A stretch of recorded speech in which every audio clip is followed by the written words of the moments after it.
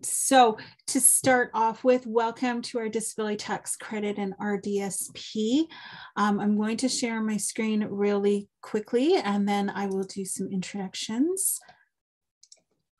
All right. So I'm going to start with a land acknowledgement. So we respect those who came before us and acknowledge that we operate on Treaty 7 land. Home to the Kainai, Piikani, Siksika, Tsuut'ina, Stoney Nakoda, and Métis Nation Region 3. Thank you. So welcome to Momentum's webinar today. Momentum is a nonprofit and we work with people living on low incomes and partners in our community to create a thriving local economy for all. To learn more about our organization, please visit www.momentum.org. So I am going to stop sharing the screen for a moment just to do a brief round of introductions. So my name is Anna Jordan. I am one of the financial empowerment facilitators at Momentum. I have been doing work around RDSPs and the disability tax credit for many years, both in my capacity as a facilitator and in my personal life. So this is a topic that I'm very passionate and excited about. I am really excited to welcome today Doug Jarrett from Connections for Families. Doug has a lot of experience with the disability tax credit and RDSPs, and I'm excited to welcome Doug. Doug, would you like to say a few words? Thank you, Anna. That's very nice. Yeah. So I joined Connections for Families 5 years ago as a financial coach and now run the financial coaching program. Yeah, very excited today to discuss with you our experience with the disability tax credit and how we work with that program. Wonderful. Thank you, Doug, and welcome. We're excited to have you today. In addition, I'm also excited to welcome longtime Momentum volunteer Karen Hall. Karen does fantastic work with Momentum, and I'm really excited to have Karen with us today. And then also I'm excited to welcome my newest coworker, Tanya Leavitt. Tanya has joined Momentum, and I'm really excited to have Tanya join us today as well. All right, so let's dive in and start talking about our exciting topics. So I'm really quickly going to just share my screen. There are a couple of couple of housekeeping things I'd like to go through just to make sure everybody is comfortable with Zoom and with the platform we're using, so we can make the most of our time here today. And so there we go.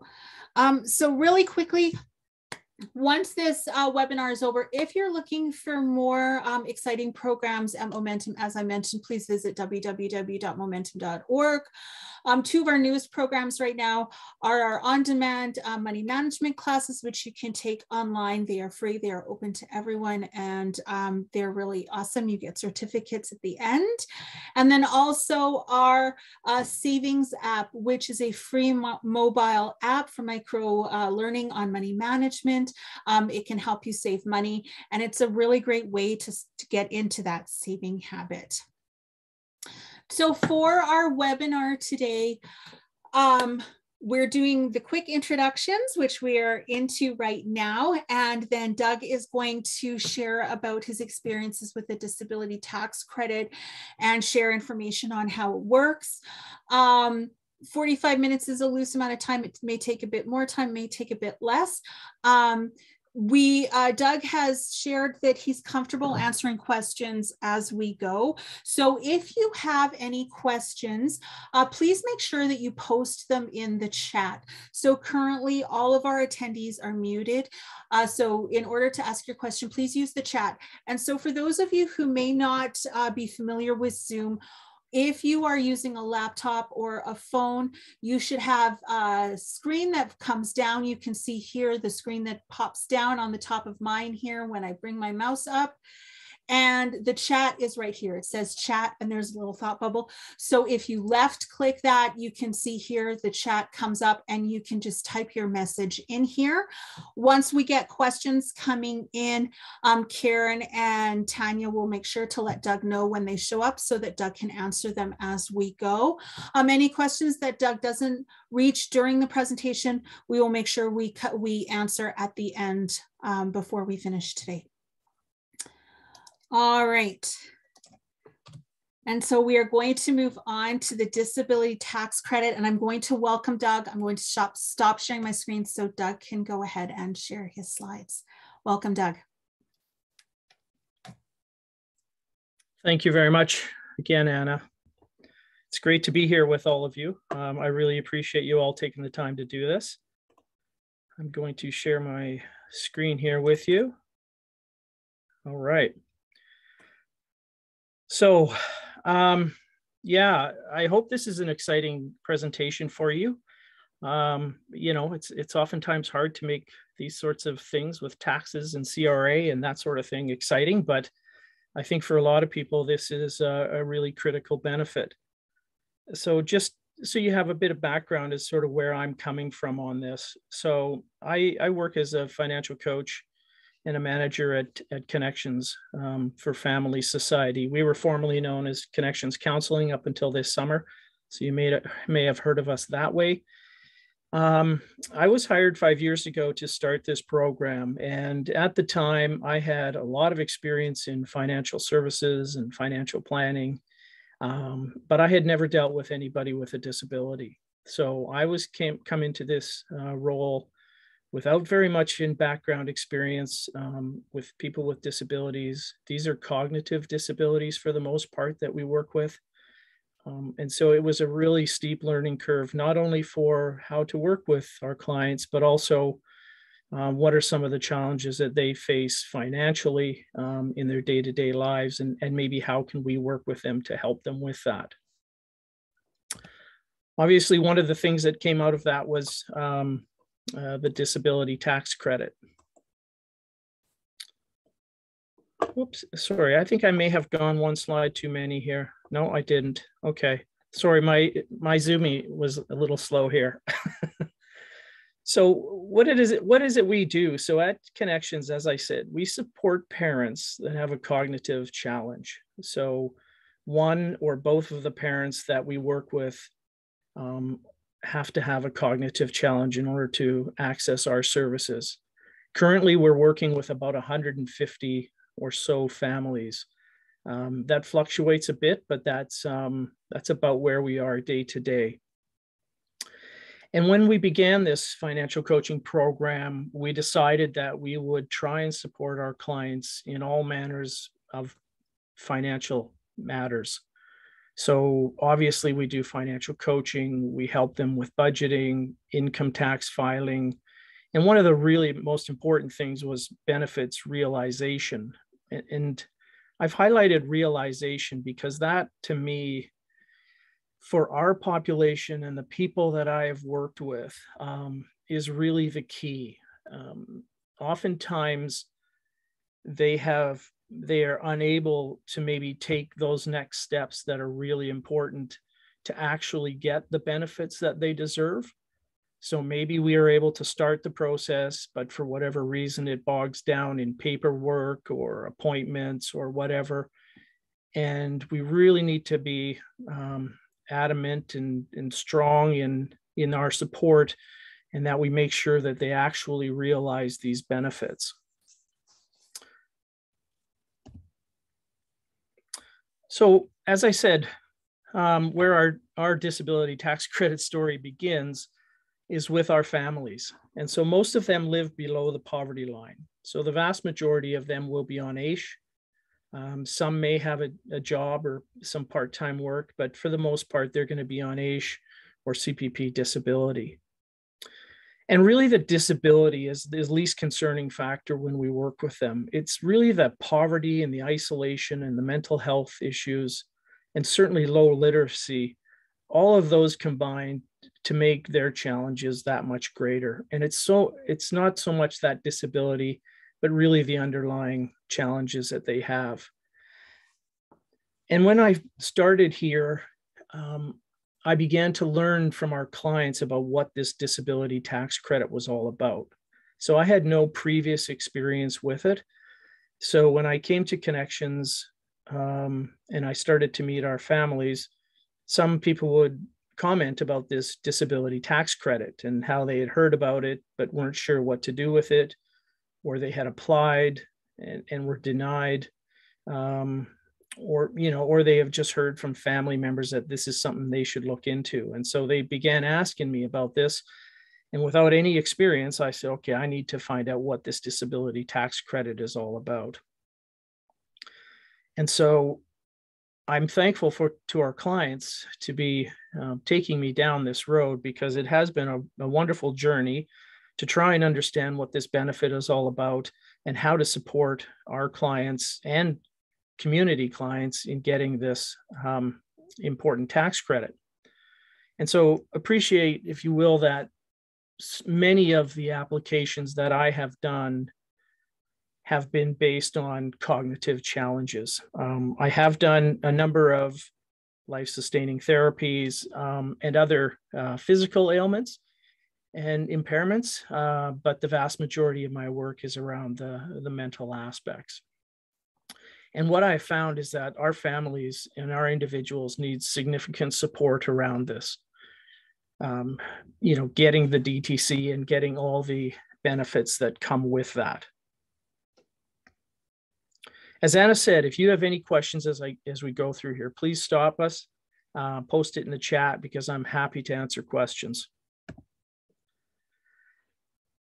So to get into sort of the nitty gritty of what is this disability tax credit. So it's a non-refundable tax credit, so that persons with a certain level of disability who have been approved for it can offset some of the disability related costs that they have that other taxpayers may not have.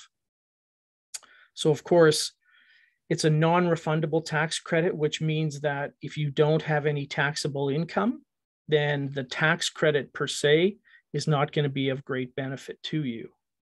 So if you do happen to have a job, a part-time job or a full-time job, and are able to get the disability tax credit, it can reduce the amount of income tax that you pay, which may qualify you then for some tax refunds. It's also eligible for people who support you. So if you or somebody you know is disabled and living at home, let's say, with their parents, and those parents are providing support, those parents can utilize the disability tax credit if the person with the disability cannot. Or both of you can share that. So CRA allows you to use whatever portion of the disability tax credit you can utilize as the disabled person. And over and above that, if there's still some of that tax credit left over and you have somebody who supports you, then they could take the remainder of that tax credit for that year. This is a credit that is indexed annually and also has an Alberta counterpart to it. All right. So as I said, if the person with a disability is unable to utilize the tax credit, so in a case where they do not have sufficient taxable income to be able to utilize this credit, family members who support that person can use it on their tax return. So the CRA limits you to sort of your close family unit here. So it'd be you or your spouse's or common law partner's parent, grandparent, child, whoopsie, grandchild, brother, sister, aunt, uncle, niece, or nephew. And the proviso is that the person that you're supporting must be dependent on you for some or all of the basic necessities of life. So CRA describes that as food, shelter, and clothing.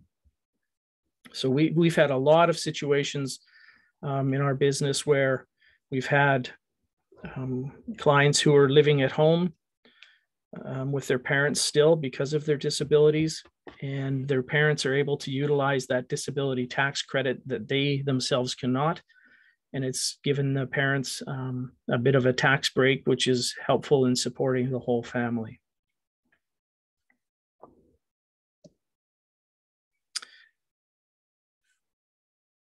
I see that. Is that a question in the chat? Hi, yes, it is. So the question is, Doug, if you are a parent and you apply on behalf of your child, is there a certain age the child needs to be before you can apply? For example, do they need to be at least 3 years old or something? No. No would be the answer to that. Good answer. So, yeah.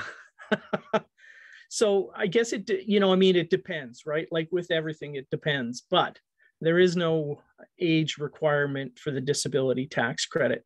However, in order to determine a level of disability for the child, that may require assessments or reports or medical procedures or whatever that may require that child to be older.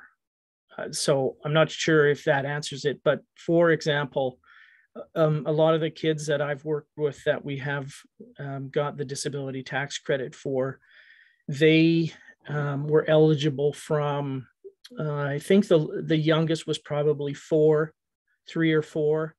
And that's because they started to get into kindergarten or into more community activities where the awareness of some of their challenges became really apparent. And so then at that point, we did have some background information, some community people who were able to support that application and give us evidence towards that. I've got a second question. Do you have to have children in order to apply for the disability tax credit? No, of course not. No, anybody can apply for it. Anybody with, anybody can apply. Whether or not you get it obviously depends on your level of disability. But there is, like I said, there is no age requirement to this. You don't need to have a situation where you're supported by family or anything like that. I've dealt with dozens of people who live on their own as single people and have the disability tax credit.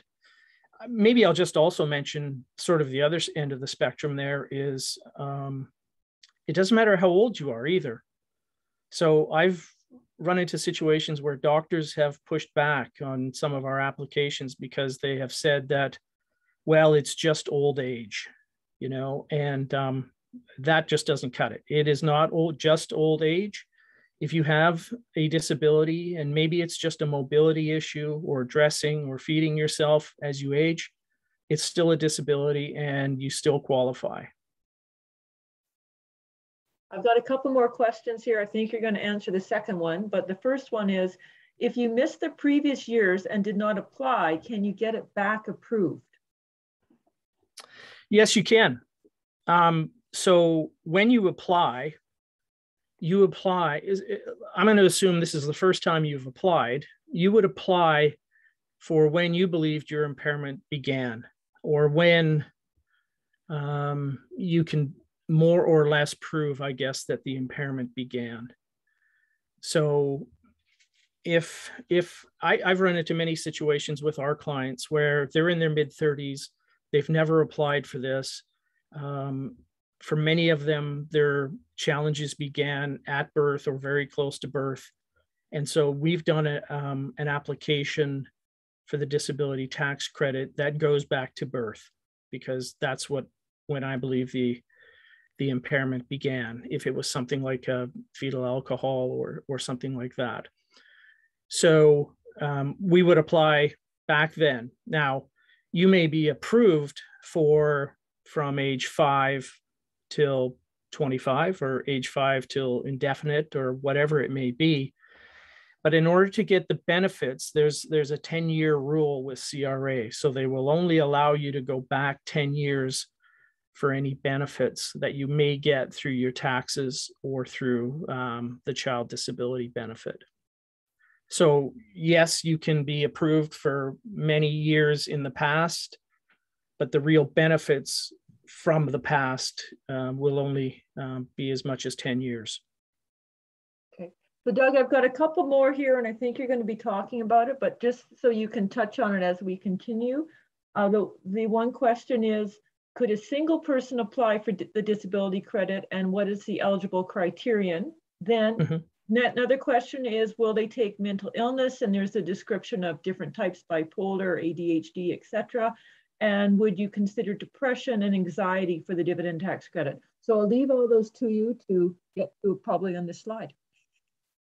Okay, thank you, Karen. Yeah, absolutely. We will touch on all of that. As I said, this range of impairment is what I've dealt with mostly, so I can speak to all of that. And I will. So let me just get through this slide, because I think then we're going to get into the effects, and I can speak there. So the disability tax credit sort of has two sides to it. One is a tax credit. So that is the possible ability of this tax credit to reduce the amount of income tax you or somebody who supports you pays. That's one side of it. The other side of it is a gateway to many additional benefits. So a primary one is the registered disability savings plan that Anna's going to speak about shortly, or in a little bit here. So we call it the RDSP because we love acronyms. That is a great savings plan that is available to people with disabilities because it is recognized that for a certain level of disability, the chances of you working enough to provide enough savings for yourself in retirement are limited. And therefore, the government has designed this plan so that they can fund it, so that you have some retirement savings for yourself and your family. The second one here in the slide is the child disability benefit.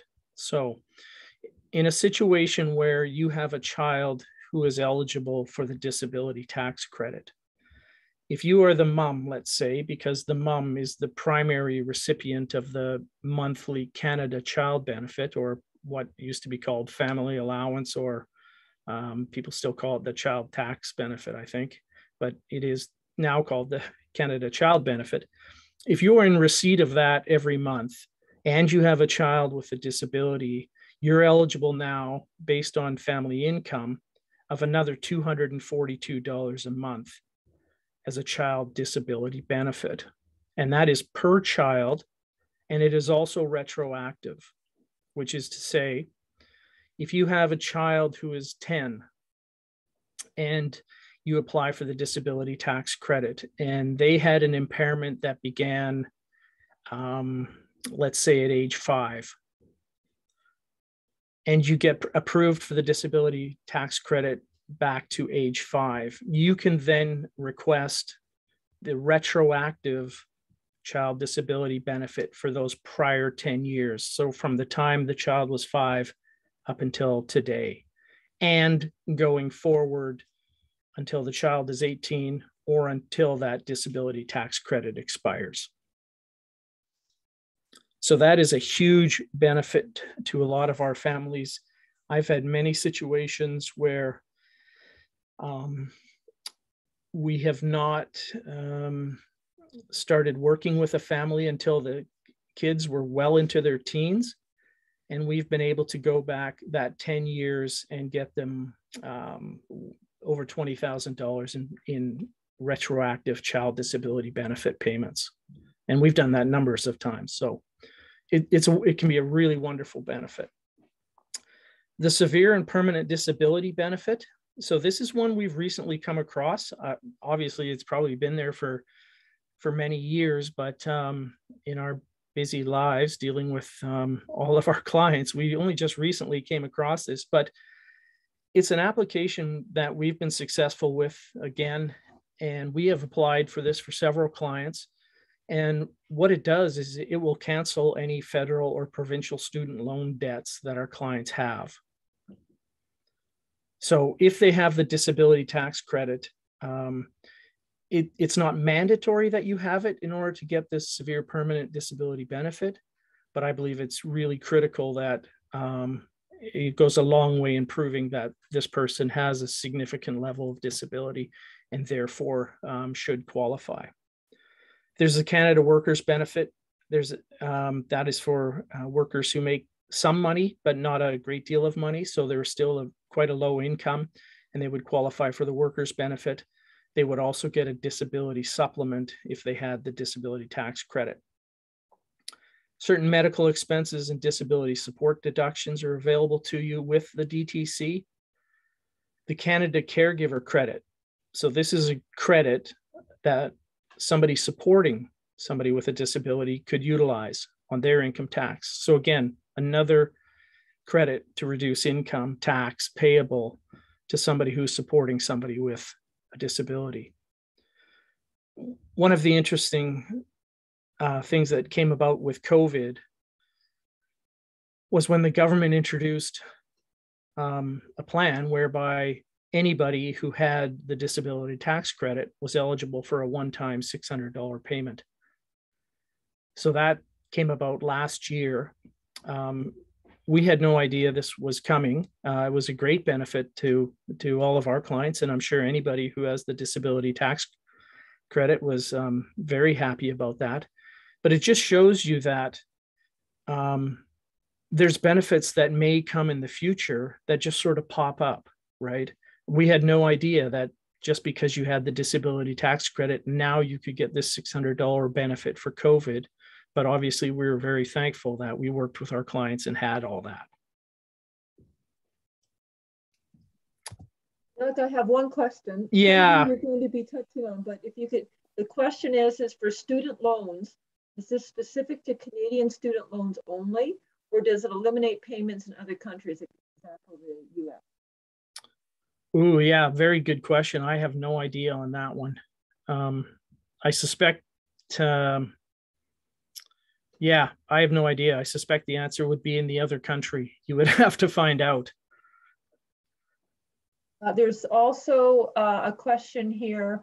I've heard that if you get the SPDP and it cancels student loan debt, you cannot get another student loan upon going to finish school. I'm not sure, but I just thought I would ask. That's true. Yeah, that is true. That is one of the downsides of that benefit, is that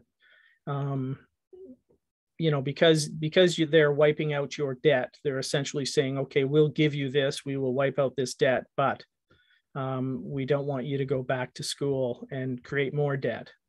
However, I do believe, though, if you were intent on going back to school, that your student loans would just be reinstated.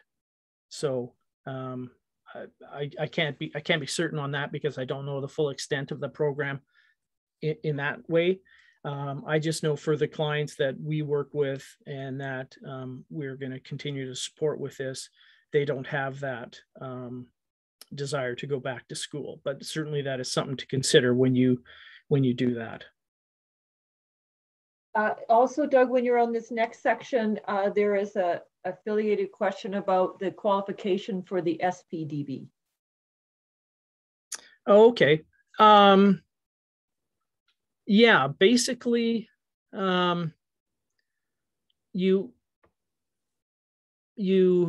must be unable to work, in essence. So I think you could make the case, depending on your disability, of course, that if you're unable to work, you're unable to make income, then you're going to be unable to support your student loan debt and pay that off. And so I think that's probably, in their case, the key component to their eligibility. But for me and the people I work with, I just wrap it all up in one and just say, you know, our clients have the DTC, this person has the DTC, this person has a student loan debt. Here's the reasons why they're never going to be able to work a sufficient amount in order to repay this debt. And therefore, please cancel it. Okay. I see lots of chats in the chat room. Is this some questions that I should answer now, or should I just carry on? We've covered them all. Oh, okay, cool. A lot of them relate to the eligibility, which you're going to talk on about, you know, who qualifies and why, and what afflictions people may have that Oh, okay. be Okay. eligible. So I think, Right, and right. if there's anything that you missed, Okay, excellent. Yes. So eligibility, we'll go through that now, but it's not impacted by the receipt of other federal or provincial benefits, which is to say, if you are currently on AISH or currently on CPP disability or workers' compensation or any type of insurance plan, that does not mean you can't get the DTC also. The DTC is entirely separate. I recommend that anybody who has a certain level of disability, no matter what their income, that they apply for the disability tax credit. It doesn't necessarily mean, though, that if you are on AISH or if you are on CPP disability, that you're automatically going to qualify for the disability tax credit. I wish it were so. I wish it was that if you went to apply for AISH and you were automatically eligible for all the other benefits that require a disability application, like the Canada Pension Plan disability. I'm sorry, or AISH. You know, I wish it was that easy. I wish it was, and we've advocated for that with the government, but of course they say, well, it's different levels of government, it's provincial, it's federal, there's no way we can all talk together and make this thing happen. So for now, it's just going to mean that you're going to have to apply for all of them. These programs, like AISH and workers' comp and CPP, generally require that you have an inability to work. That's not a requirement necessarily for the disability tax credit. The disability tax credit just requires a certain level of disability. It doesn't matter what your income is, whether you're working or not working. That doesn't matter. It's purely based on your level of disability. So here's the categories of impairment that the DTC is based on. So first one is vision. So either you need to be blind, basically, to be qualified under vision, unless you have very poor vision and some other of these categories. So speaking, hearing, walking, eliminating, which means going to the washroom, feeding yourself, dressing, mental functions necessary for everyday life. The category we work with a lot. There's a category, cumulative effects of the significant limitations. So that's one whereby maybe you're not entirely blind, but you have challenges walking, or you have other challenges with feeding and dressing yourself because of your vision. So you may not have qualified under vision, but the cumulative effects of more than two of these is enough to qualify you. And then there's a category of life-sustaining therapy. So if you are on therapy that you need to stay alive, such as insulin, for example, I've done a number of applications for people with diabetes. Excuse me. Those would be a life-sustaining therapy where you need that therapy to stay alive, and therefore you would qualify under that.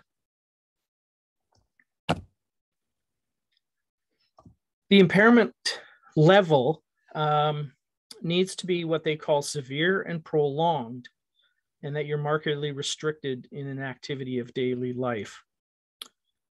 So severe in CRA's world means activities that take an inordinate amount of time, as they say, which generally they see as 3 times what it would take the non-impaired person to do the same task. And that impairment needs to be there all or substantially all of the time, which they also state as 90%.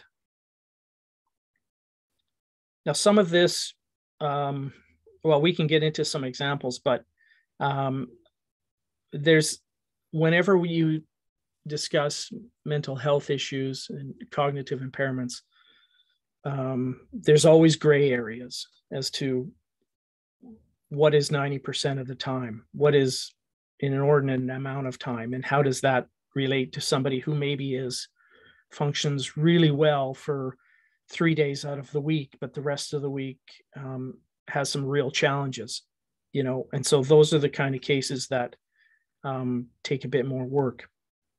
The impairment level needs to be prolonged to qualify. So it has to have lasted for at least 12 months or is expected to at least continue for 12 months more. So yeah, basically it can't be something that has just come up in the last few months, because from CRA's perspective, they're going to say, well, just wait it out and let's see if this does become a long-term issue for you. And you need to be markedly restricted in an activity of daily life. So that could have cumulative significant restrictions, as we mentioned. So that could be you have difficulties with an activity of life, such as feeding yourself, such as dressing yourself. Maybe it's your vision. Maybe there's cognitive challenges in there now with your mental health issues, with the anxiety of going out into the community and that sort of thing. Those can all add up to make a significant impairment.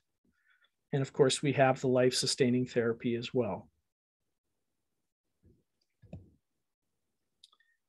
These are the categories of impairment and who can certify your application.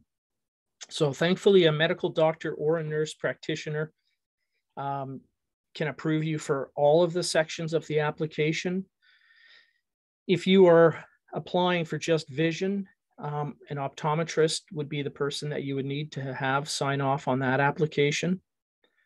An occupational therapist can deal with walking, feeding, dressing, and the cumulative effects of those three activities. So they could support you in an application that would say, I have challenges with walking, feeding, or dressing myself. You could see an occupational therapist for that rather than a family doctor. A physiotherapist can only certify you for walking. A psychologist can certify you with mental functions necessary for everyday life. And then a speech language pathologist for speaking. Was there some questions that came out of that? Could a clinical social worker do what the psychologist does? Not in terms of signing the application. So I guess there's a couple of ways to look at it. So you could have a clinical social worker support you in the application. So support you with documentation, medical reports, if there's any assessments, that sort of thing. Somebody could, this person could support you in preparing yourself for this application. But in that case, if that's what you were going to apply under, you would have to see either a psychologist to have them sign the DTC, a medical doctor, or a nurse practitioner. Now, given the previously, oh, sorry, I couldn't hear you that first part there. Oh, sorry. Given the questions that we had previously about mental conditions, can you maybe talk a little bit about what won't work, what won't go through? Like there was ADHD, there was anxiety, there was post-traumatic. You know what, Karen? Sorry, I don't know if it's me, but I can't hardly hear that question. Oh, I'm sorry. I'll try again. Okay. My question was, it's just a follow-up from some of the questions that people had earlier. And can you talk a little bit more perhaps about what won't get passed? Like, for instance, ADHD as an example. No, that should pass. Yeah, that's a really hard one because there's obviously lots of things that won't get passed, and I guess it just depends on, how far down that road you want to go. But so I think there is, this is a really tough question, because when I started this 5 years ago, if you had asked me, what works and what doesn't work, I would have had no idea. I have a little bit more idea today, but I think there's still a lot of room for improvement. And because there's humans at the other end of this application who are approving or declining your application, that it's really hard to know sometimes. Maybe what I'll do, sort of to answer that fully, is I can go into some next slides, because I've got a couple more questions first. Okay, let's do that first. Do learning disabilities fall under mental function is one question. And will FASD pass or qualify? Yes and yes. Learning disabilities for sure, and FASD absolutely. Okay. Yeah. And then I also have a follow-up here from Bow Valley College, and what she's saying is the severe permanent disability benefit and student loans. According to Service Canada, once a person's government student loans has been forgiven under this category, that individual is no longer eligible for future government student loans. And the link has been posted in the chat. Okay, great. Good. Yeah, and as I said, there, for the people who are not going to be returning to school, that's a really important benefit. We have a lot of our clients who have attempted to go to and get a further education and are just unable to, with their capacity issues, to be able to do that. So it's really important for them to be able to not have to worry about paying back student loan debts. So good to know. Thank you. I have one more question here. I've had a couple about family doctors being able to sign off, and this particular one is with respect to MS. I'm sorry, Karen, I've had questions with respect to family doctors. Are they eligible for signing off on these? And one specific question was about MS. Yes. Yes. Yes, for sure. Yeah, a family doctor can sign off on anything, basically. Now, whether or not they will is another thing, but they can. So doctors have always been a challenge around the disability tax credit, especially when you have people whose disability is of the invisible variety. So a lot of mental functioning challenges or mental health issues, cognitive impairments, you can't see it. And a lot of doctors, sadly, have a real issue with that. I've had many times spoken with clients who have said to me, "Oh, my doctor's he's not going to sign that. No, he doesn't think I qualify. And besides, I'm on AISH and I don't make any income, so the tax benefit doesn't help me." Both of which are ridiculous, because most doctors don't know their patients that well. And so I think it's really important that, we try and support the doctors as well as best as we can. So I'll get into what we do for our applications, but basically what we do is we try and take as much of that work out of the doctor's hands as possible and prove to them through our application and preparing our clients that they're eligible for the disability tax credit. So there's a number of comments. Sorry, Karen, I can't hear you again. Sorry. Is that better? Yeah, that's better. I'm trying to read on one screen and I'm trying to talk on the other, and I think that's my problem. So So what some of the comments are is people have talked to doctors, they're getting turned down, that they're having trouble filling out forms, or the doctor's not helping with filling out forms.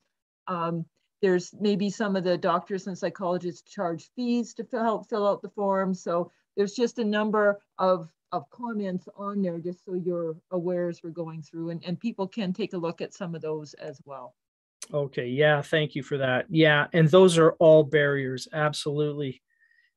So doctors have always been a barrier to this. There is a slide that I'll show you that touches a bit on that, but a cost is a barrier, absolutely. So for very low income families to spend $50 or $150 to see their doctor to get them to sign a disability tax credit form, oftentimes that money is just not available. And so we work with those families to try and convince, I guess, the doctors to be supportive of this application and to help this client, because they're very low income and this is a benefit that they deserve. And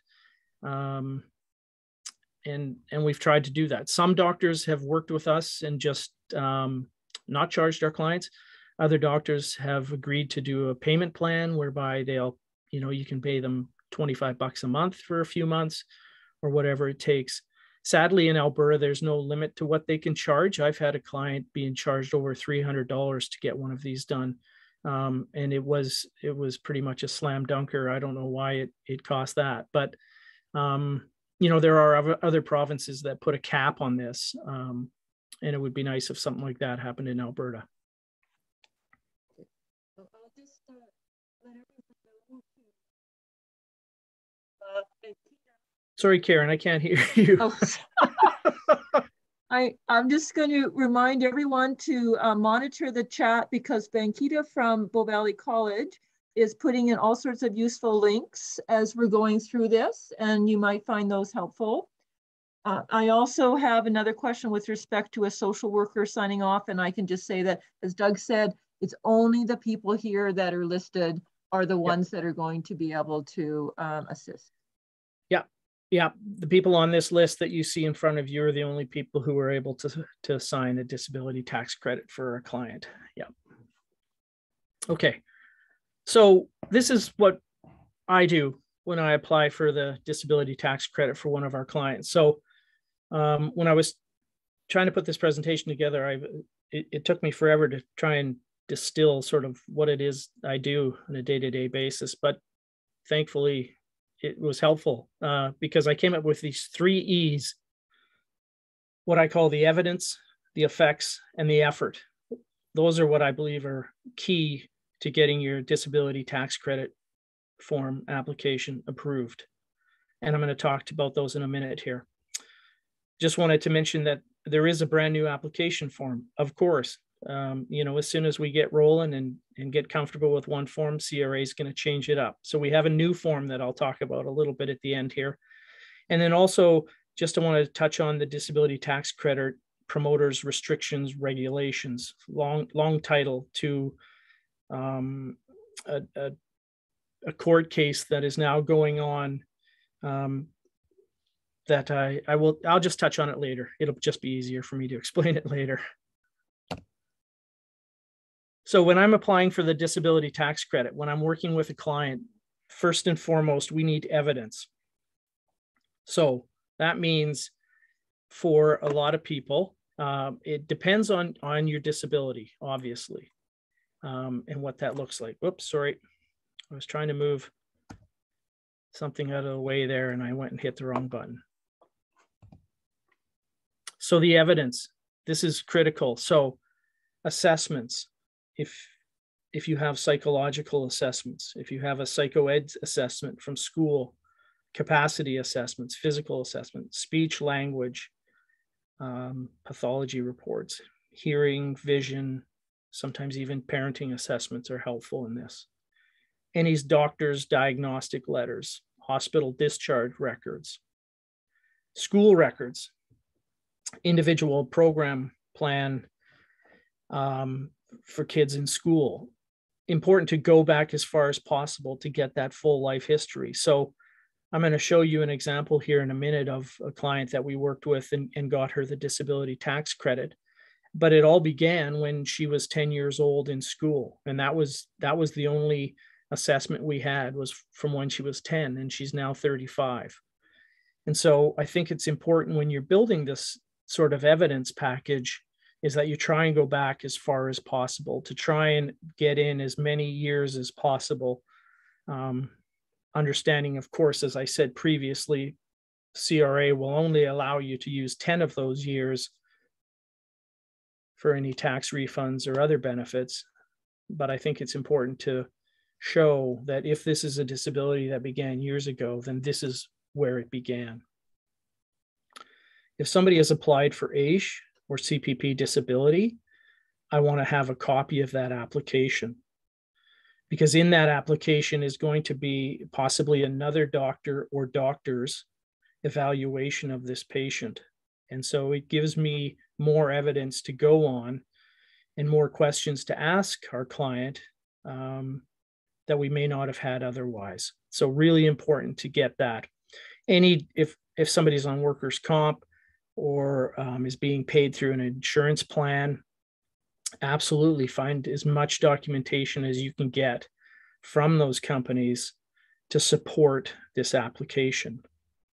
So this is the first step in what I think is critical for applying for the DTC. I mean, I've done them where we've had them approved without a lot of evidence, but I think you need to make sure that you get it right the first time and get as much evidence as you possibly can.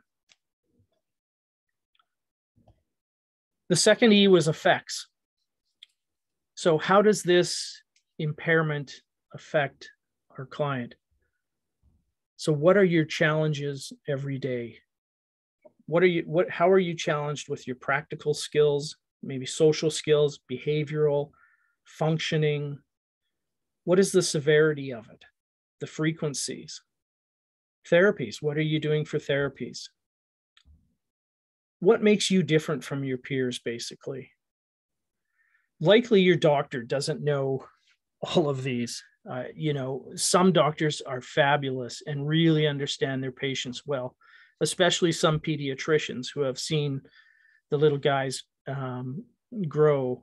They know sort of where they came from and how they've grown and what level of impairment they have. And I think it's really important when you're doing this for the effects of impairment as well, is then to help your doctor become aware of what these challenges are. And remember that diagnosis is not the most important thing here. What is most important is the effects of impairment. Excuse me. It says it in the application. We want to know about the effects of impairment. I've seen applications be denied because the doctor has written in there a diagnosis or two, and while they're very valid as a diagnosis and a very valid impairment, it's not enough to get the application approved. You need the effects. You need to tell the story.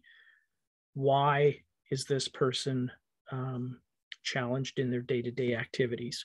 What are the effects of that? Here's an example I wanted to read you just to show you what it is we've done before for a client with effects of impairment. So again, I just want to give you an idea of sort of the scope of what I think is required when you do an application like this. So this is Betty. She's age 35. I know most of you can't read this, so I'll read it to you. But this was our effects of impairment. Betty suffers from a chronic long-term intellectual disability. Her general cognitive ability is within the borderline range of intellectual functioning with an FSIQ of 76, which places her overall thinking and reasoning abilities below the 5th percentile. Betty struggled throughout school, where she required a great deal of time to finish tasks and required significant amount of adult supervision. She demonstrated delays in intellectual functioning in most academic subjects and social behaviors as compared to her same age peers, and was unable to finish school. Betty is diagnosed with ADHD, depression, and anxiety. She struggles to process information and apply new skills to different situations. She becomes overwhelmed with more complex tasks that impair her ability to regulate her emotions and make thoughtful decisions. She is heavily dependent on her friends to help her make what most would consider mundane, easy decisions and to complete what most would consider routine tasks. Her home is extremely cluttered as she struggles to let go of things. Betty works extremely slow and can be easily distracted from a task. She is severely compromised in dealing with complex cognitive tasks, such as flexibility and problem solving and working memory skills. She struggles to remember appointments. She has forgotten many appointments and generally is late or misses them altogether. She needs to work very slowly and carefully and is likely to become overwhelmed quickly in a pressure situation in which she must react quickly. Her impairment is severe and prolonged, and no therapy and/or medication will reverse these impairments. So this was the effects of impairment section that we put into a disability application for a client of ours that we built on a story of her that began in school and that carried her through to the time now where she is a parent of 5 kids. And so what I think you'll see in this example is we've gone back as far as we can to where she was in school to demonstrate that these sorts of delays were built in right from the beginning and that she's challenged in many different ways and that this impairment is severe and prolonged. And it's not going to get better, sadly, for Betty in this. And that's why we believe she qualifies for the disability tax credit. Was there any questions I should answer before I move on to the next one? No, we're good. Okay. So that's effects. The next question was, or the next E is for effort. So you have to, I believe you have to get it right the first time. So really be prepared. When you do these applications, get all your evidence together, get a really good story of the effects of impairment, and be prepared. Have copies of all the doctor's reports that you can. What you want to do is avoid CRA going back to the doctor to ask more questions. So generally what happens is they will be approved or declined initially, but if it looks like they could be approved, but they need more information, CRA is going to send a letter to the doctor asking for clarification. The client doesn't usually know that that has happened. So I've had cases where CRA has sent a letter to the doctor and the letter sits in the doctor's office for months and the client is declined because they didn't answer the questions in enough time for CRA. So we want to avoid that at all costs. So get it right the first times. Plus, the doctors may charge additional fees to go back in and do another questionnaire. And then what we do is we prepare a package for CRA, and that's what I would recommend everybody do. So these assessors have a target of 3.25 forms per hour that they have to get through, which is less than 18 minutes per application. So if you think about how complex some people's lives are and the level of their disability, and somebody's only going to be spending 18 minutes reviewing that and deciding if they're impaired or not, I think you got to make it as easy as possible for them. We do a cover letter highlighting all the reasons that we believe this person qualifies. We have a really strong application with many examples of the effects of impairment, and we attach lots of evidence, as much as we can find, with copies of all the medical evidence that we have. We package that up and send it to CRA, and in 2 months' time, you'll have an answer.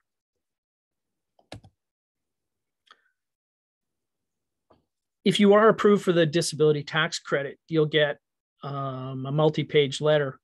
And at some point on that letter, I think it's near the bottom, they ask you if you want to go through a questionnaire about your experience with the disability tax credit. So this was one of the questions that they had. So the question was, how easy or difficult was it for for you to get a medical practitioner to complete this form.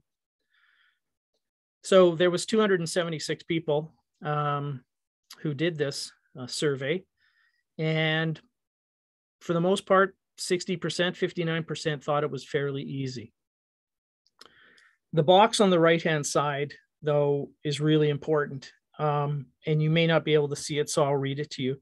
For those who found it difficult, and this was 12% and under, most indicated that the physician was the barrier, either due to availability, timelessness, familiarity of the process, or the doctor not agreeing that the individual was eligible.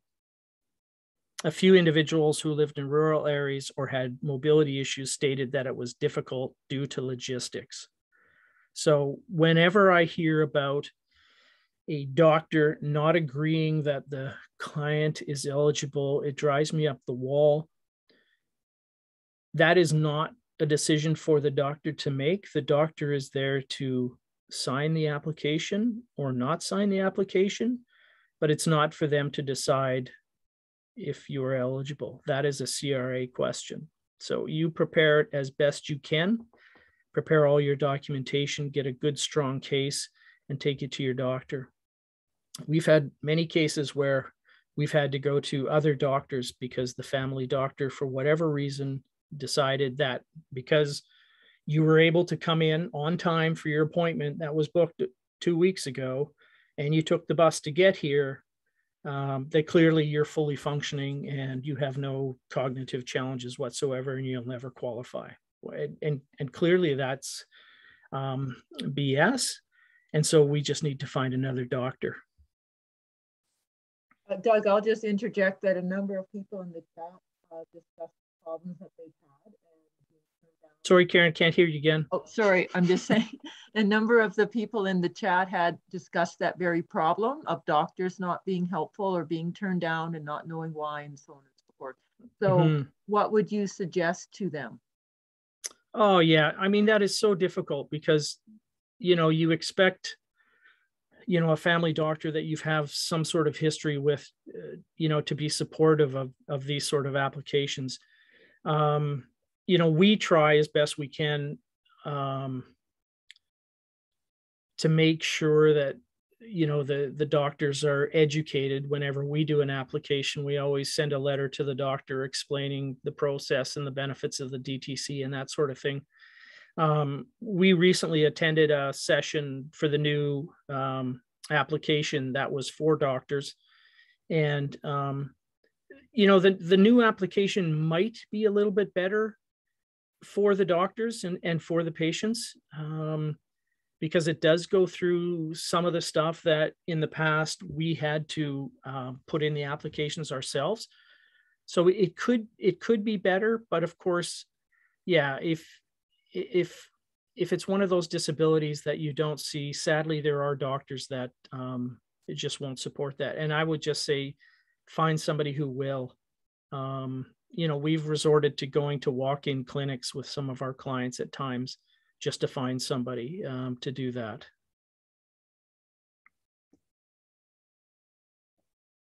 Thank you. That's it. Okay. So now if you happen to be approved, so what will happen now is CRA is going to post this on your tax account that you have the disability tax credit from some period of eligibility. So they may go back to when you said your impairments began. They may pick some other date, and then they will give you a period of time that you're eligible. For a lot of the clients that we work with, the period of eligibility is from you know, sometime when they were much younger to now indefinite, which is to say they never have to reapply for this tax credit ever again. A lot of times when you're dealing with kids is, well, always in dealing with kids is CRA will approve them for a certain period of time. For example, you know, 2 or 3 years or 5 years possibly. And then you will have to do a new application at that point, in the belief that kids are possibly going to grow out of this. And sometimes they do. But of course, CRA has uses this rule for all kids, and even kids that we've done applications for that have MS and are in wheelchairs and will never be able to walk again. They have to reapply in 5 years' time because somehow they're going to get better and this impairment is going to go away. Anyhow, so once you are determined what that eligibility period is, then you can go back in time 10 years and have your income tax reassessed. And generally CRA does that automatically, but it's something to watch because it doesn't always happen automatically. If you have somebody supporting the applicant, then what CRA will do is, first of all, they will reassess the applicant's income tax, and then they will go to the person supporting that person and reassess theirs for any of the disability tax credit that the applicant could not use. So, if it's for a child who's not working, for example, then they couldn't have used any of that tax credit. And so the supporting person, possibly the parent, could use the full disability tax credit. If your child is approved, CRA will reassess the parent's income tax, as I just mentioned. And for the person who is receiving the child benefits, CRA will pay you the child disability benefit. They will automatically pay you for the current benefit year, plus the previous 2 benefit years, if it falls in the eligibility period. But for years prior to that, you must request in writing. Unfortunately, a sad rule, because lots of people will get the automatic CDB that the government automatically does, the current and 2 previous benefit years, but they won't know enough to write that letter requesting those prior years. So you have to do that in order to get all those benefits. Doug, I have a question from before, and the comment is, can all doctors be sent an information package on the process and their role? Do you know of anything that's been set up to do that? I believe CRA has something to that effect. In the past, I heard there was presentations in that doctors could receive. I tried to get that information out of CRA and they wouldn't provide it to me. But as I said, we were recently on a webinar for doctors where CRA walked through the new application.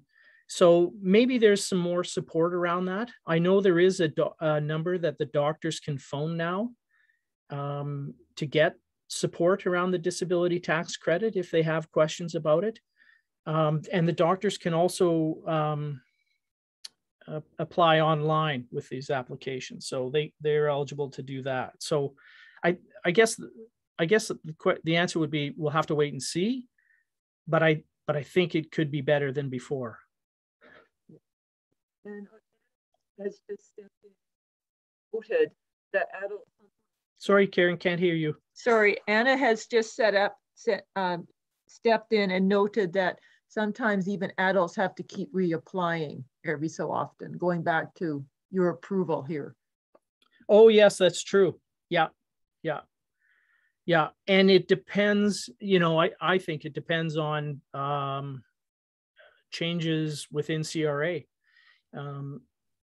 as to what that is, because for years we had most of our clients with, significant challenges were getting approved indefinitely, which is to say they never had to reapply again.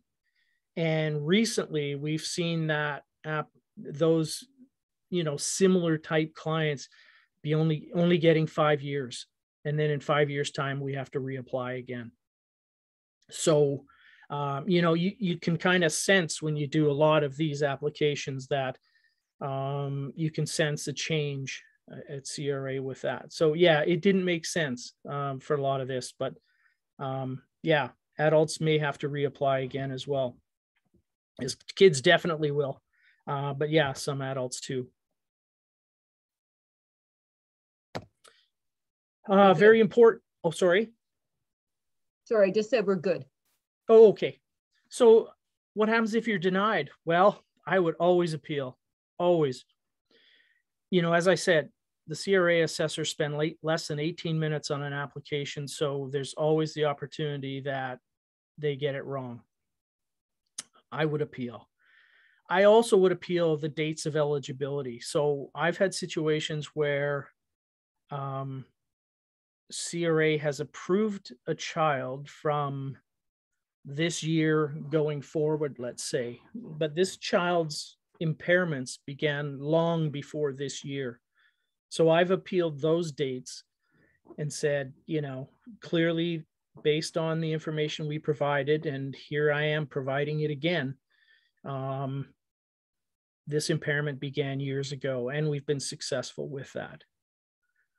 So I think for a lot of people who run into issues with being denied, I mean, I suppose there is a chance that the impairment just isn't going to, you know, match up to what CRA requires.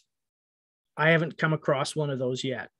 So I've done probably well over 100 disability tax credits, and we've never lost one yet. There's been some I've had to appeal two or three times, but we've always got it. An authorized representative on the person's tax account can also appeal without doctor involvement. So initially, if you are not happy with the decision of CRA, you can appeal it. And if you have an authorized representative, you can have that person do the appeal without involving the doctor. If you have additional medical reports or assessments, by all means, find those and include those. But I don't think it's always necessary. I think sometimes you just need to appeal. I've had multiple situations where I've appealed and given them nothing new, and just said, look, you know, based on what this doctor said in the original application, and here it is again. They said this impairment is severe and prolonged, and it's not going to get better. So you need to approve this, and it worked. As I mentioned, there is the new disability tax credit application. So that secretively came out on October 4th. Yeah, I think in some ways it could be a good application. It's now 16 pages long, up from 6. So that was a bit of a surprise, but what they've added into it could be very helpful for some people, I think. And we're just going to have to wait and see. We've done a number of applications since this new form changed, and haven't seen anything back yet, obviously, because it usually takes 2 months before you get news back from CRA. Yeah, it's a little more challenging in terms of where we can put information, but it could be better. I'll just show you a couple screenshots of it here. So this is what the doctor would see if they went online, or it's also in paper form. And there's a link there to CRA, but it does get into some better information. So this was just a screenshot of the walking. So you can see that a medical doctor, a nurse practitioner, an occupational therapist, or a physical therapist, physiotherapist could approve this section if this was your only impairment. You know, and then, so there's further questions. Does the patient take medication to aid in their limitations? And then describe therapies and so on and so forth. So in the past, we have always provided the therapies and the information on devices and challenges and all that sort of thing. But it appears this new form has much more of that information built in. With scales such as you see here, so, and asking to provide examples of the factors that limit this patient's ability. So this goes back to the effects of impairment that we were always so adamant that you had to really have good and strong. Now they've built this sort of thing into the application. Whoopsie, sorry, I'm trying to move this box so I can read the whole thing. And anyhow, you can see that there's a severity that goes from a mild to severe and a frequency. Those are key pieces when you're looking at the effects of impairment. Excuse me. And a space for a doctor to put more information. So generally what we do is we support the doctor and the patient by putting much of that information in there that we have taken out of assessments or other doctors' reports, and supported both the doctor and the client in trying to get this thing approved.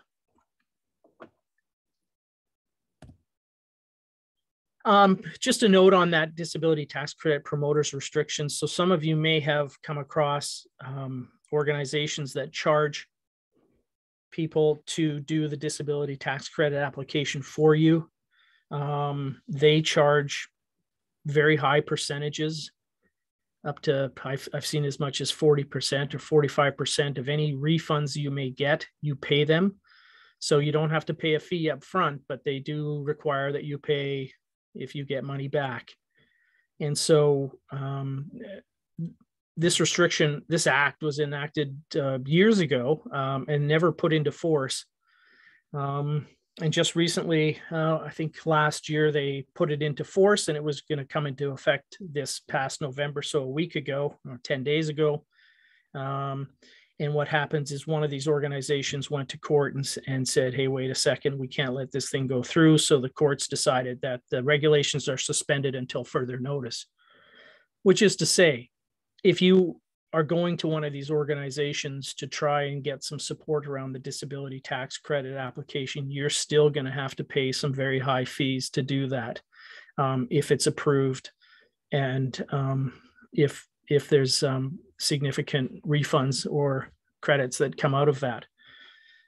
The Act tried to make it so that anybody going to one of these organizations would only have to pay $100 for the initial application, and then if approved, $100 for every taxation year that the client was reassessed. So, you know, the maximum would have been $1,100, and for many, it can be tens of thousands of dollars for some people, depending on their situation. So, yeah, I've been in touch with lawyers from CRA. Actually, they've reached out to me on a couple of occasions to comment on this.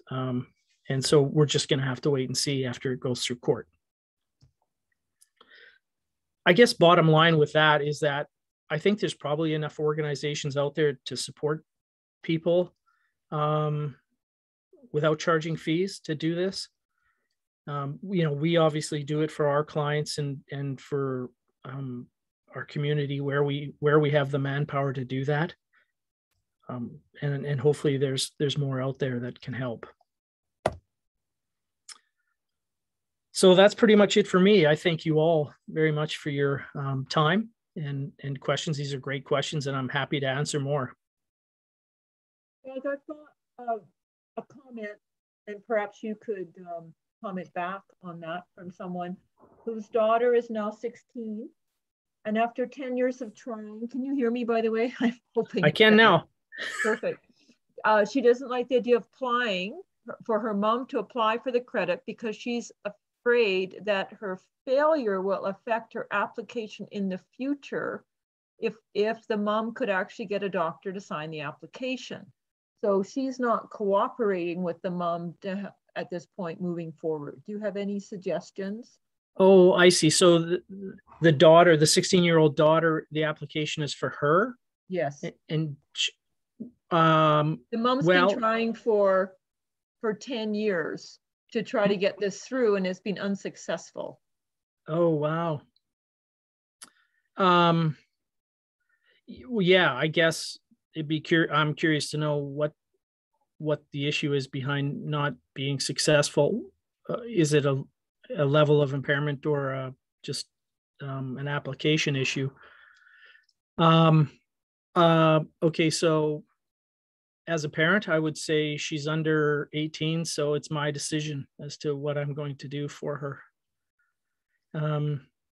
I guess as somebody who works in this field, I would say that I've never heard of any issues with multiple applications being denied and then CRA suddenly saying, we're not going to take this anymore. I've never heard of that. But having said that, I've also never heard of anybody applying for 10 years and still trying. So there's obviously something at issue there. I don't know if that helped. No, does your organization, because the daughter is still under 18, can your organization can help her if she wants to reach out? Mm-hmm. You know what? I knew this question was going to come up sooner or later. Better now than never. Yeah, that's right. Oh man, I wish I could say yes to everybody. I mean, we struggle with capacity issues ourselves in terms of dealing with our own clientele and the few that come to us through the community. I want to help everybody. I think there's definitely, I think if there's a certain level of disability, then you should get it. And so I think you have to do what you have to do to get it. I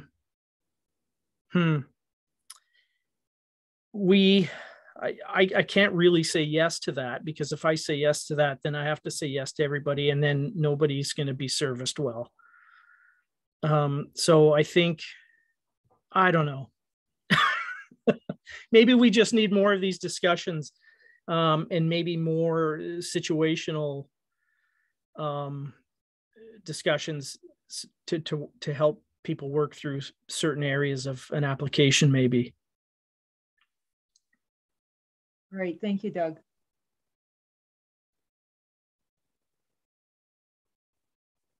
Okay, was there anything else, Karen? The other question is there, maybe Anna can answer this too. Is there others or other organizations that you, Doug, could recommend, or that Momentum could recommend with respect to the forms and assisting people? Mm-hmm. I do know that in the past, the Mustard Seed has been able to help people fill in forms. So that is an option. Doug, do you know of any others? You know what, there has been, like, I know CUPS has done some work around this. I'm sure there's organizations that do it. I know AHS, some of the social workers there have reached out to me in the past to support some of their clients in doing it. So I know there's organizations that are doing it. Mm-hmm. I don't know, I don't know. It's hard to say who is, saying we are committed to doing these and we will do them for anybody kind of thing. I don't know that question. Mm-hmm. I know there are, a number of people who are doing that. And maybe this is what, where this path leads us is those of us who do this sort of work together, get together and find a better way maybe to reach out to everybody. Mm-hmm. Yeah, and that's a great point, Doug. I know there are some really amazing organizations out there in Calgary who support existing clients to fill in paperwork. I know I've heard Trellis does that, among others. But just as for being open to non-clients to help them fill in the paperwork, yeah, that's more of a question. And the Mustard Seed is really the only organization in that category that I can think of that I know in the past has been able to do that. Of course, unfortunately, with COVID restrictions, that may be different right now, because unfortunately that can impact things like that. But yeah, so that's definitely, I agree, something that would be great to look into in the future to see if that's a resource that we can find for people who are looking for it. The follow-up, there's a suggestion, is there any training offered to an agency that would want to help clients fill out this form? Yeah, you know what, Karen, I think we're at that point where maybe we need to look into that and look into some of that training. I know, I mean, it's been 5 years of me sort of, going through all this and by trial and error to figure this sort of stuff out. And my challenge is to try and get this stuff out of my head and get it into something that others can use. And so maybe that is something that we need to address here, as people who are passionate about financial empowerment, is that we get a group together and we try and find a way to educate our communities about this, in a way that maybe isn't one or two of us taking on a whole bunch of applications, but I don't know, maybe in this kind of a forum or something to walk through that with clients. I agree. All right. Are there any other questions about the disability tax credit for Doug before we move on to talking about the RDSP? How do you support clients to make future focused decisions with the benefits they get, specifically if they get a lump sum? A toughie. Yeah. Well, I mean, within our organization, I'm a financial coach, not an advisor, so I can't give people advice. Obviously, we support our clients in whatever needs they have around that. So, we offer support in visiting the bank if they want to do certain investments within that sort of institution. We always try and budget and look to the future and plan for how the family's dynamics change going forward, but it's always tough. I mean, we don't give advice, like I said, and we can't force anybody to do it. It's their money, to do with as they please. We just offer some suggestions that might work, and sort of go from there. Yeah. You know what? Sorry, I see this. I shouldn't have done this, but I looked at the chats. I see somebody had an issue or was saying something about a doctor at the Children's Hospital, and I'm just like, I'm floored. I know it's so prevalent. I know that doctors are reluctant to sign so many of these applications, and I always have to stress, it's not their decision. It's CRA will make the decision on eligibility. The doctor just needs to sign the application. Thank you, Doug. Anna, there's a number of people who are asking about a recording or downloading the presentation. If you could just touch base on that again, that would be appreciated. Yep, absolutely. Thanks for your questions, everyone. I do see that some of you have to run. And so we are recording this, and once it is available, I will send a link out to everyone who's here today so that you can watch it. So if you have to go, don't worry, you should be able to access it not too long from now once we get it posted in a way where you can access it. One other question related to that, I'm seeing, Doug, the question's been asked if you are willing to share your presentations to the people who are attending. Is that something that we would be able to email out to attendants, Doug? Yeah, for sure. Okay. I'd be happy to do that. Yeah. All right, perfect. Thank you. So I can do that after as well, along with the slides that I'm going to share about the RDSP. So we have half an hour left. So what we'll do is we'll move on to talk about the RDSP briefly and answer any questions around that. And as I said, we will email out the links to the presentations today from Doug and I. And then also I will email out a link to this recording once it is available. Thank you so much for that information, Doug. And then if anybody has any other questions that pop up around the disability tax credit, just plunk them in the chat and we will get to them before we finish today as well. All right, so I'm going to share my screen here. There we go. All right. So registered disability savings plan. So as Doug mentioned earlier, once you qualify for the disability tax credit, there are a lot of different options available to you. Things like the disability child tax benefit are open, among other things. But one of the really exciting things that's available with a disability tax credit is the ability to open an RDSP, or a registered disability savings plan. So an RDSP is similar to other registered bank accounts, such as RRSPs RESPs or tax-free savings accounts, and that they are registered with the CRA when you open them. So that's really exciting because that means that there are benefits to having an RDSP for people who qualify for it. And so that's what we're going to talk about today. So I am just going to share my screen. There we go. All right. So a registered disability savings plan, also known as RDSP, because Doug was absolutely right, we love our acronyms, is a registered savings account, and as I mentioned earlier, which means it's registered with the Government of Canada. And it is for an individual with a severe disability. So one of the eligibility criteria for a registered disability savings plan is to be disability tax credit eligible when you open it. So the really exciting thing about an RDSP when you open it is that there are benefits to having it.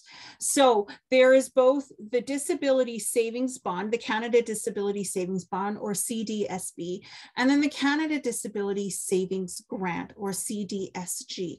And so what I'm going to do is I'm actually going to share with you the, just a second.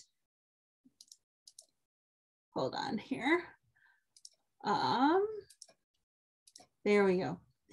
The RDSP Savings Grant and Bond page on the Government of Canada website, because this is really exciting. When you open an RDSP, you can put money in there just like a regular savings account. Often the interest can be higher in it, but it's a really nice way to save for a person with a disability to save money toward their future. Specifically, it's a great way for them to save toward their retirement years. So one of the big things with a registered disability savings plan is the Government of Canada has recognized that people with disabilities can sometimes struggle, A, to have the income to save money towards retirement, and B, may sometimes struggle to gain employment where they can get retirement benefits from that employment. And so this is a really great way for people with disabilities to save toward retirement. So an RDSP is that type of account where you can save money up until the year you turn 49, and you can get matching money in that account, and you can also get free money. And so that's what we're going to talk about really quick, just so that you have an understanding of how that works. So the Canada Disability Savings Grant means that for every dollar you put into your RDSP per year, up to a certain amount, the government will pay you matching money. And so the way you qualify for this grant is once you have your RDSP open, you can apply for the grant if you are 49 years old or under, but if you're 49, you need to apply before the end of the year. You need to be a Canadian resident. And when you open it, you have to have a social insurance number and be eligible for the disability tax credit. The way the grant amount works is really exciting. Anyone who's familiar with RESPs, or registered education savings plans, will find this to be very familiar. What's exciting about this, though, is it's quite a significant match rate for the savings. So the way it works is it's income-based, which means that the amount of money you make as a household each year will dictate how much matching money you qualify for. So if the family or household income is less than $91,831 per year, and this amount changes each year, so each year it goes up a little and it does adjust. If the family income is less than $91,831 for the year, then the first $500 you put into your RDSP each year, the government will pay $3 for every dollar you put in. So that's a 3-to-1 match. So again, if you put $500 in, the government is going to put $1,500 in, which is absolutely amazing. And then on top of that, if you put more money in, then you can put up to $1,000 in on top of that. And the government will give you $2 for every dollar of that $1,000 you put in, which means that if you put in $500, you get $1,500. Then if you put in another $1,000, they'll give you another $2,000, which means that you would have put $1,500 into your RDSP. The government would have put $3,500 in. That's a significant amount of money, which is really exciting, and over time can add up to quite a lot of money.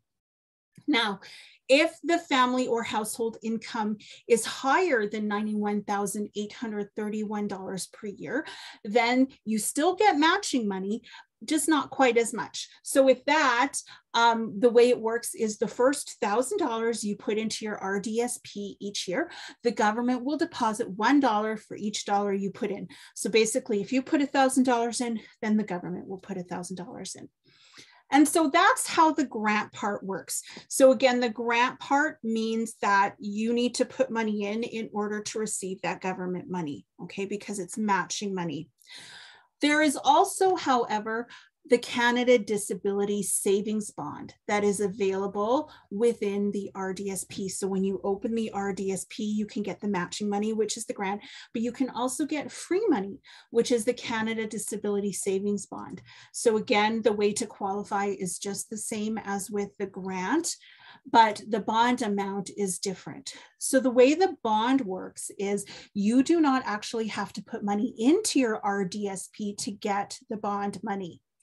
It is, however, income-based. So again, it depends on how much income, how much money your household gets in a year. That will determine whether or not you get the bond and how much of it you get.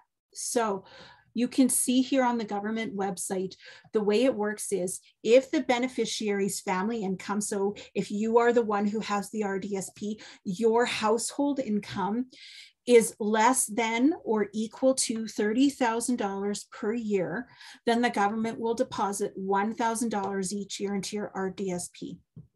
So you can open the RDSP, put no money in, and if your income, your household income is less than $30,000, then you can get that free $1,000 in there without having to put any money in, which is really exciting. If the household income, though, is higher than $30,000, but it is $45,916 or less, so if it's between $30,000 and $45,916, you can still get bond money. So you can still get some of that free money. You just won't get the full $1,000. So the way that works is you will get up to $1,000, depending on how much income you have in your household. And so in that case, the government will look at what your household income is and give you a portion or some of that $1,000 just based on your household income, which means that each year, depending on what your income is, it can change the amount of free money that you may get. If your household income is higher than $45,916, then you're not going to get that free money. But what's nice about the bond and the grant money is that every year when you file your taxes, just like with the RESP, the government reassesses your household income situation and gives you free money and grant money based on that year's income. So if, for example, this year your household income is $30,000, then this year you would get the $1,000 in free money and then the full amount of matching money as well, the 300% and the 200%. Next year, maybe your income is $50,000 because you got a really, really amazing job. So when you file your taxes next year, well, next year you won't get that free matching money.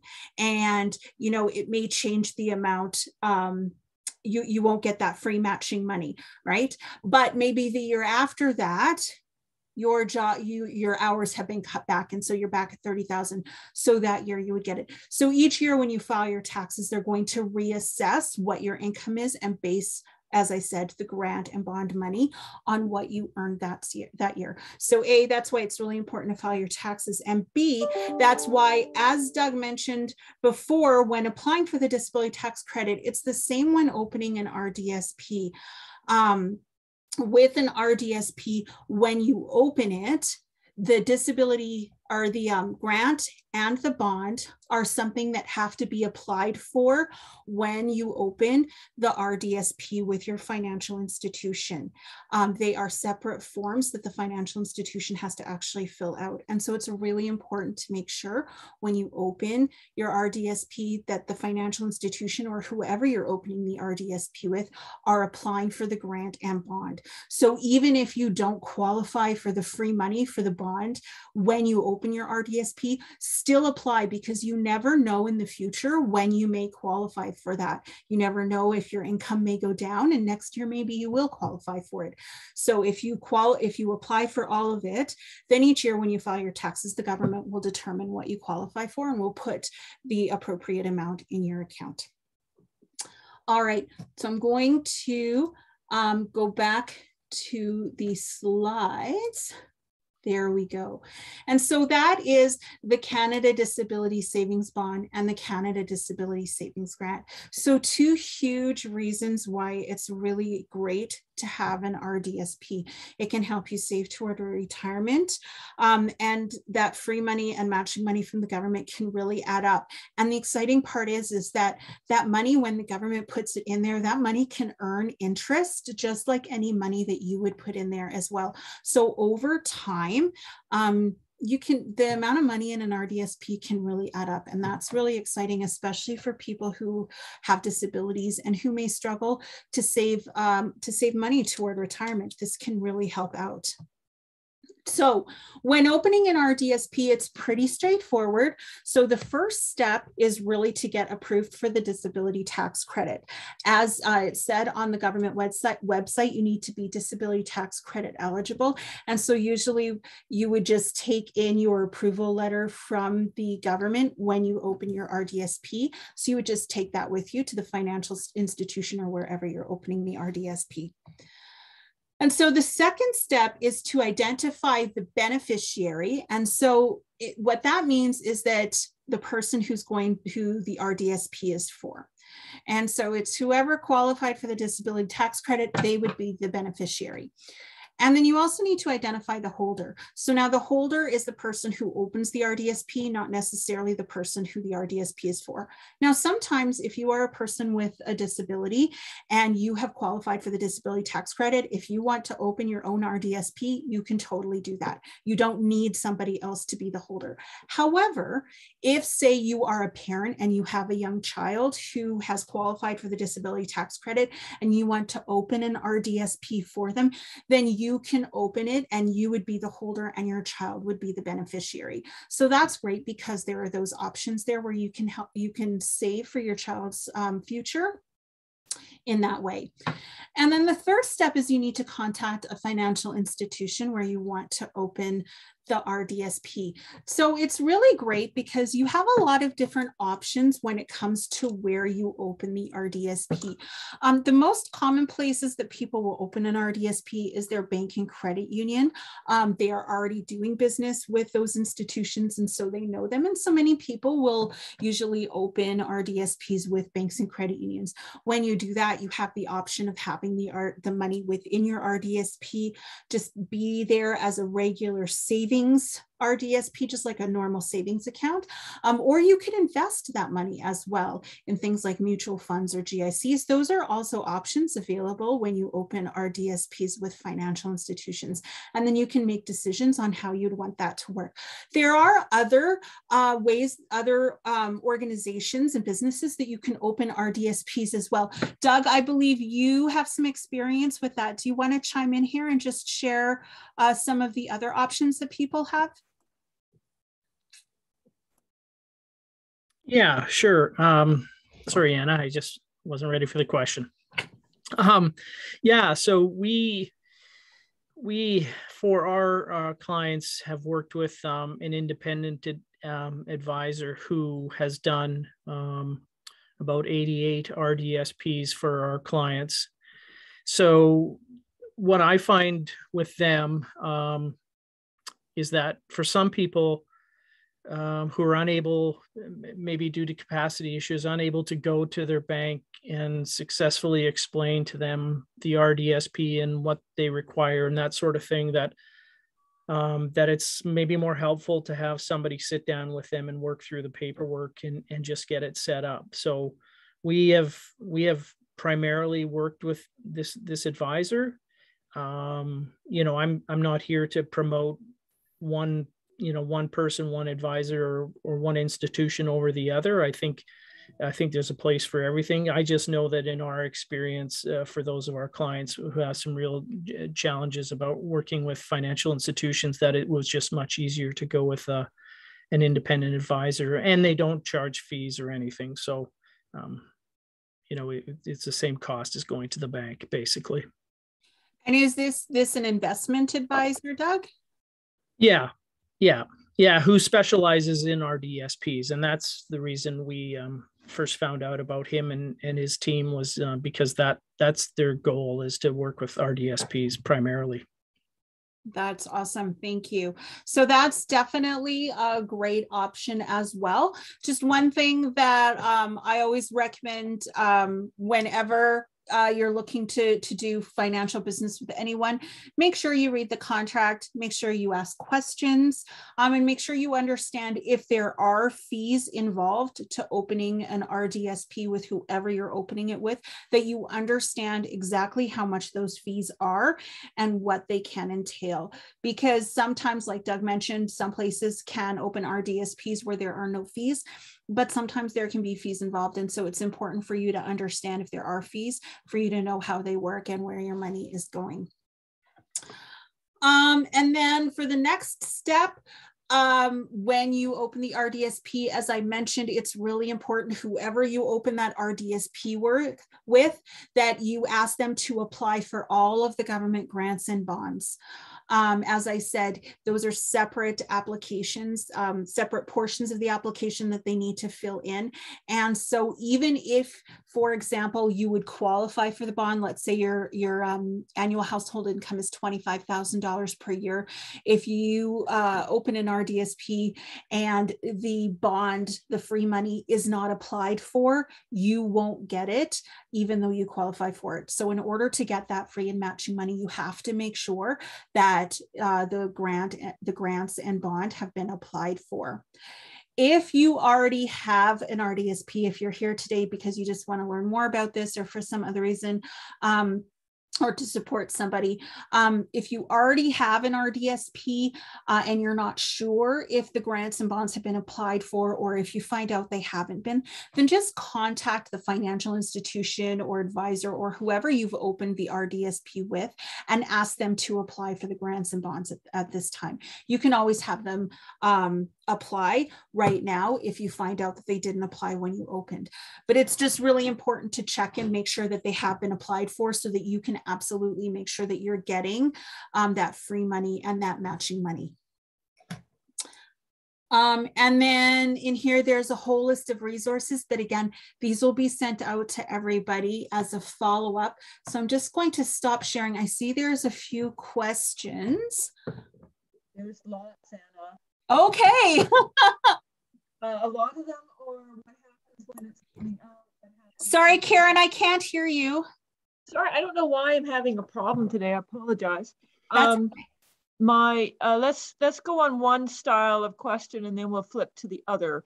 One person has opened their RDSP, but their institution, the person who helped them, has not sent them a link to access it. Maybe you can talk a little bit about once you have an RDSP, getting information.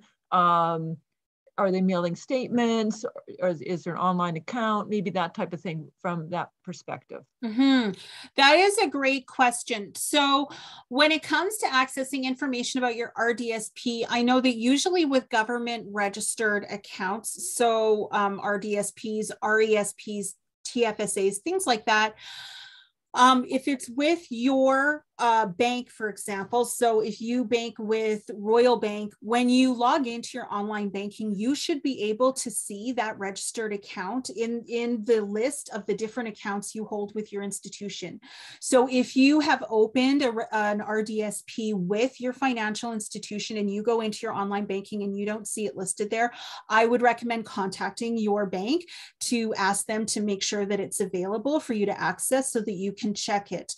Another thing too, I believe, Doug, if you could chime in here, RDSPs, can you view them through the My CRA or My Service Canada? Do you know? I'm trying to remember if they're on there. You cannot see them on your CRA account, as I believe. You can see your contribution limits. That's there. Yeah, contribution limits. But not the RDSPs. I don't think so. No. Okay, but the contribution limits, similar to the TFSA, where you can see what your personal contribution limits are. Mm-hmm. Yeah, okay, thank you. So yeah, so as the question of being able to access information, I would definitely say reach out to the organization you opened the RDSP with and ask them how to access that information. They should be able to tell you how to do that and give you the pathway to access it. Great question. Is there another one, Karen? Yes, so there's a number, but let's start with, there's a number of questions about starting to withdraw the money, when you can start, when you can postpone, when it has to be all out, what are the restrictions, is it taxable? So if you happen to have a slide on this, Anna, that would be lovely. And if not, I'm going to throw it back to you. So one question is withdrawing funds before retirement, and are they taxed the same as a withdrawal made from an RSP? Like an a registered retirement savings plan?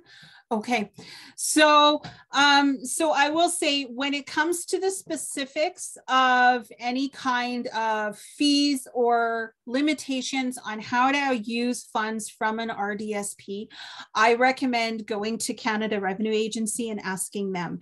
Each person's situation is going to be different. The circumstances are different, and depending how much you take out, when you take it out, and so on, there may be different restrictions or requirements associated with that. So as a blanket statement, I will say that. One thing, I'm just trying to talk and pull things up at the same time is always a little bit challenging. Just a second here. But retirement plan, where is it? But one of the nice things about RDSPs, when you do take the money out, is so many people are familiar with RRSPs, registered retirement savings plans, which are also great ways to save for retirement. However, registered retirement savings plans, when you contribute to them, you get a tax break, right? So you don't pay taxes on the money you contribute into them, and you pay taxes on that money when you withdraw it. Right? The rationale being that you earn more money during your working years than you will have as an income when you are retired. And so you pay the taxes when you pull the money out, because theoretically you pay less money in taxes. RDSPs do not work the same way.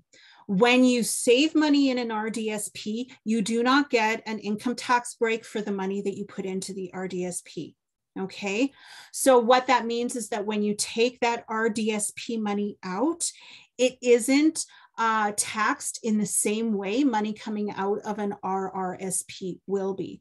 And so there can be some different implications then for people who are living on a low income if they are on government income benefits as a senior. So when you are a senior, if you have government income benefits, if you pull money out of an RRSP, it's taxed like income, whereas coming out from an RDSP, it's not the same. And so there can be different implications there. And so that's definitely one thing to consider. Another thing to consider with an RDSP is usually what typically happens with an RDSP is a person will open it, contribute to it however much they do over the course of their life until the year they turn 49. And then the money sits in that account to earn more interest for the next 10 years. And then when the person turns 60, they can start accessing it. There are some rules rules around how that can work. I'm not going to get into the specifics of that, because I'm not the CRA. And so I don't want to speak about the specifics of that, but also because our time is really short. Doug, do you have anything to add about that one in particular? Oh, no, not really, Anna. Yeah, it is a product that has lots of moving parts. And so it's, like you said, really important to talk to the RDSP provider as to, what your situation is and what those ramifications could be to decisions that you're making about it. Absolutely. Yeah. And if you want to take the money out before you turn 60, what type of ramifications, as Doug said, can happen. And so that's really important to consider. And definitely recommend talking to your financial advisor at the institution you opened it with, or to the CRA, because they can go through those specifics much better, knowing what your circumstances are. Great questions. Karen, are there any more? Yes. So what happens if something happens to the beneficiary? To whom are the funds transferred? I'm not the owner. Let's say the owner. If something happens to the owner of the RDSP, who are, like, if they die, for instance, where do the funds go? Yeah, that's two different questions there. Mm-hmm. Yes, that's true. I think with the owner, then you I guess depending on the age of the beneficiary, that you could just get a new owner, a new holder of that. Like if it was for a child under 18, I would assume that the person who's going to look after the child could become the holder of the account. I believe that if the beneficiary passes away, then money goes into the estate. Mm-hmm. Yeah, there may be. I'm sorry. I was just going to say, and it really depends then on contributions at that point. If they're getting grants or bonds, and the timing of each of those contributions as it relates to their whole 10-year rule and that kind of thing. So it's really hard to know. Yeah. And there also may be there's also going to be restrictions and rules around the government money and who that can be dispensed to if the beneficiary is not available anymore because they, for example, have passed away.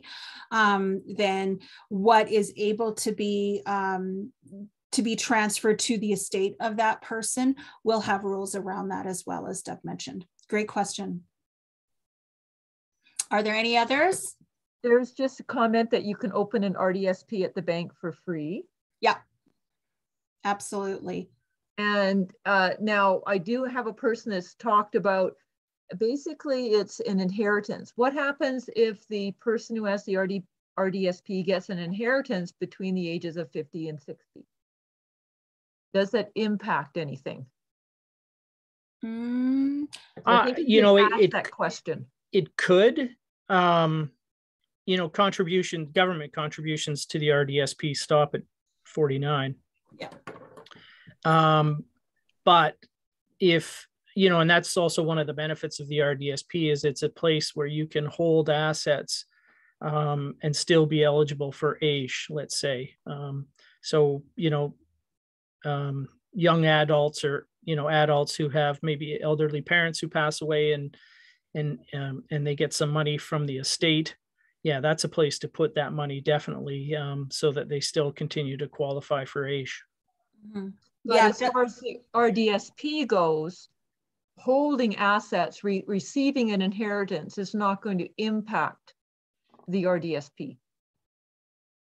Well, not unless you contribute to the RDSP. Right. I mean, there is a $200,000 lifetime maximum that you can put into it. So if you were fortunate enough to get that kind of money in an inheritance, you could put that up to that amount in your RDSP. Sorry, Doug, this person is talking about over 50, between 50 and 60, so they're too old to contribute at that point.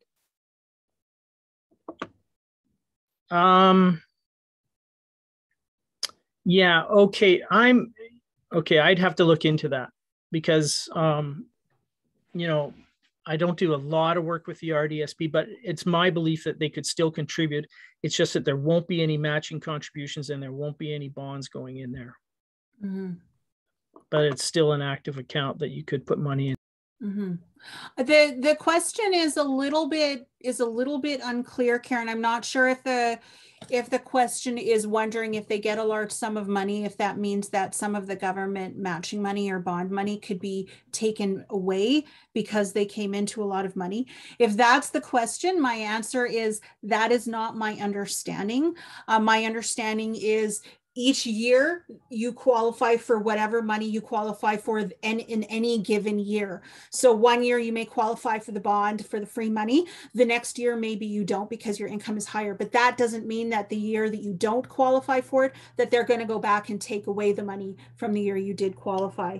So if that's the question they're asking, getting a large sum of money, could it impact in that way? My understanding is that it would not. However, if they're asking, like Doug was saying, whether they could put that large sum of money into their RDSP between the ages of 50 and 60, then that is a different question.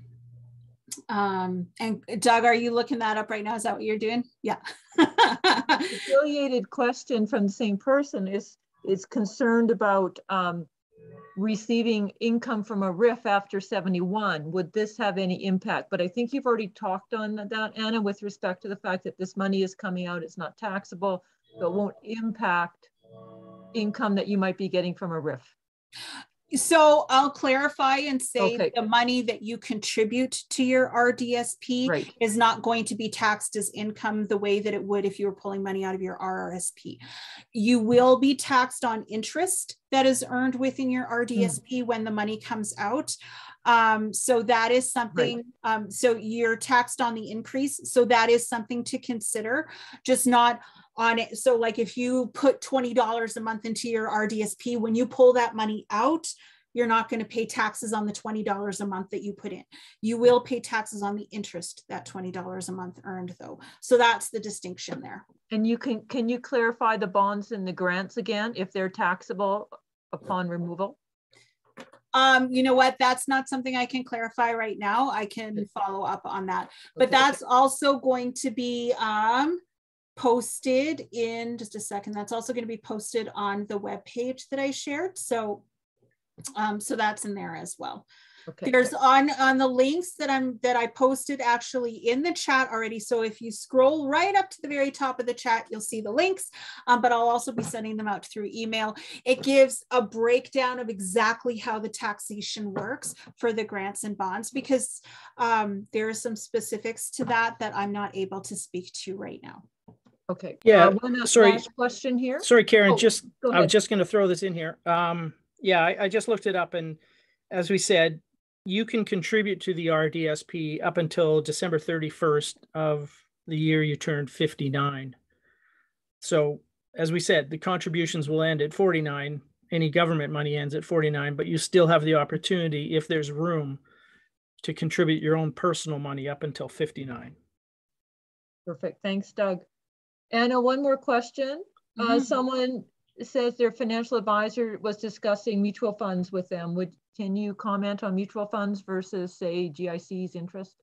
That is a great question. So the one comment I can make is that you have the option to invest the money that you put into your RDSP into things like GICs and mutual funds. You also have the option to keep your RDSP as a basic savings account as well. The amount of interest that you earn will be different depending on what you do with that account. If you leave it as a basic savings account, your interest will be less than if you invest the money in a GIC or perhaps a mutual fund. That being said, it's important to understand how GICs, mutual funds, and any other form of investments work when you are considering whether or not to do them. Some investments may have risks, such as losing the money. Other investments may have other considerations that you need to understand. And so what I would generally say is make sure that you understand what the investment entails before you decide to do it. Okay, and also make sure that over the course of your account, that you're planning ahead and that you have an understanding of how any investing you're doing can work over the long term.